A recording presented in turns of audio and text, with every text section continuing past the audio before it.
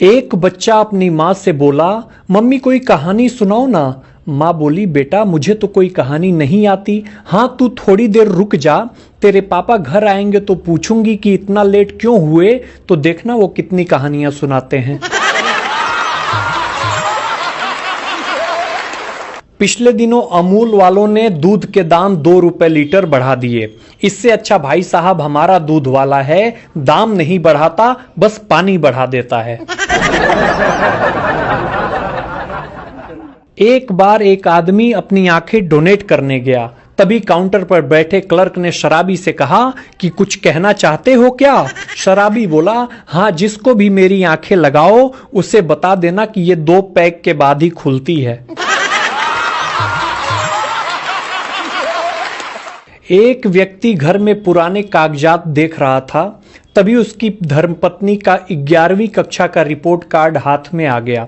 नंबरों के नीचे चरित्र प्रमाण पत्र पढ़कर वो अभी तक बेहोश है। चरित्र प्रमाण पत्र पर लिखा था, मधुर भाषी एवं शांति प्रिय छात्रा।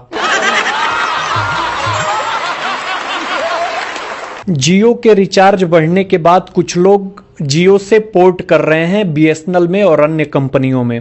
तभी अंबानी जी की एक मार्मिक अपील आ गई है कि जो लोग जियो से पोर्ट करके जा रहे हैं उनकी कॉल हिस्ट्री उनकी बीवी को भेज दी जाएगी। जियो या मरो, आपकी मर्जी। एक जज साहब ने कहा कि तुम्हें तलाक क्यों चाहिए? लड़का बोला कि जज साहब मेरी वाइफ मुझसे लहसुन छिलवाती है, प्याज कटवाती है और कपड़े धुलवाती है।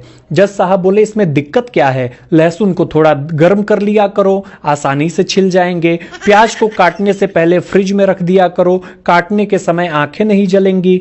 बर्तन मांजने से 10 मिनट पहले भरे टब में डाल दिया करो ताकि आसानी से साफ हो जाएंगे।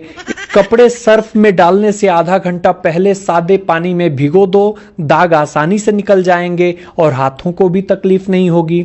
लड़का बोला, समझ गया हुजूर, अर्जी वापिस दे दो। जज बोला, क्या समझे? लड़का बोला, यही कि आपकी हालत मुझसे भी ज्यादा खराब है। एक पति ने खुद को आत्मनिर्भर बनाने का प्रयास किया। किचन में गया, 4 पीस ब्रेड सेकी और हरी चटनी लगाकर खा लिया। अब बेचारा 1 घंटे से चुपचाप बैठा है। उसकी पत्नी बार बार पूछ रही है कि मेहंदी भिगोई थी कहां गई? यूपी के लड़के कमाल के ही होते हैं। एक लड़का बोला, मैं आपकी बेटी से शादी करना चाहता हूं।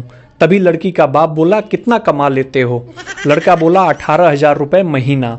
लड़की का बाप बोला, 15,000 तो मैं अपनी बेटी को पॉकेट मनी देता हूं। लड़का बोला, वो मिला के ही बोल रहा हूं अंकल।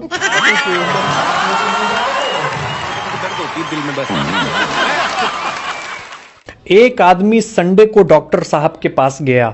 आदमी बोला, डॉक्टर साहब मेरी पत्नी मुझे कुछ समझती ही नहीं, हर समय चिड़चिड़ चिड़चिड़ करती रहती है, मेरा जरा भी कहा नहीं मानती, क्या आप उसे शांत करा सकते हैं? डॉक्टर ने गहरी सांस ली, कहा, अबे ये सब इतना आसान होता तो क्या मैं संडे को क्लिनिक खोलकर बैठता?